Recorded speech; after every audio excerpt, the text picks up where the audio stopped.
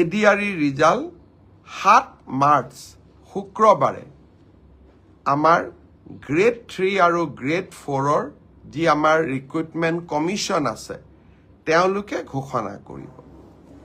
যিমান কেইটা পদ আছে তাৰ বিপৰীতে 2জনকৈ ল'ৰা ছোৱালীক এই পৰীক্ষাত উত্তীৰ্ণ হ'ব আৰু তেওঁলোকৰ মাজত পৰৱৰ্তী সময়ত ৰিটেন টেষ্ট অৰেল অনুষ্ঠিত হ'ব।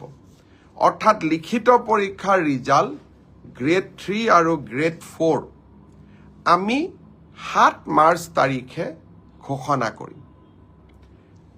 এটা পোষ্টৰ বিপৰীতে 2জনকৈ ল'ৰা ছোৱালীয়ে এই লিখিত পৰীক্ষাত উত্তীৰ্ণ হ'ব। শেষৰ নম্বৰটোত যদি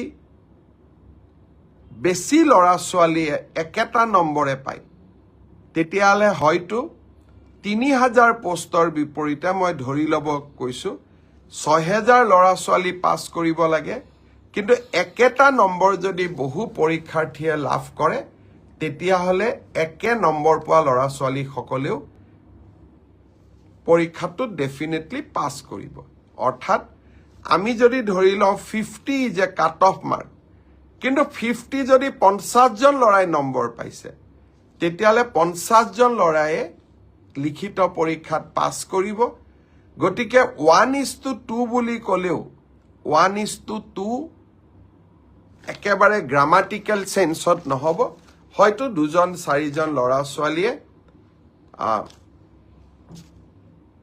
বেছিকৈও পাছ কৰিব। এডিআৰইৰ পৰীক্ষালৈ তাৰ ৰিজাল্ট কি হ'ব তাক আপোনালোকে জানেই। সেইবাবে মই যিসকলে পাছ কৰিব তেওঁলোকক অভিনন্দন জনাইছোঁ, যাতে অৰেলৰ বাবে তেওঁলোক সাজু হ'ব পাৰে।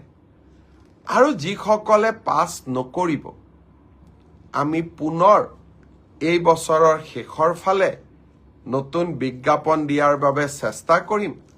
আপোনালোকে আৰু এবাৰ পৰীক্ষাত অৱতীৰ্ণ হ'ব। আৰু লগতে অসমত উদ্যোগসমূহো আহিব।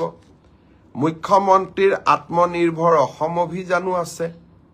আমি নিজকে তৃতীয় আৰু চতুৰ্থ বৰ্গত নহ'লেও বেলেগ ধৰণেও জীৱন সফল কৰাৰ বাবে আমি প্ৰচেষ্টা কৰিম।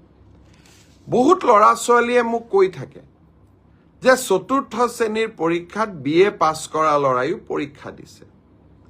এতিয়া কথাটো হ'ল আমি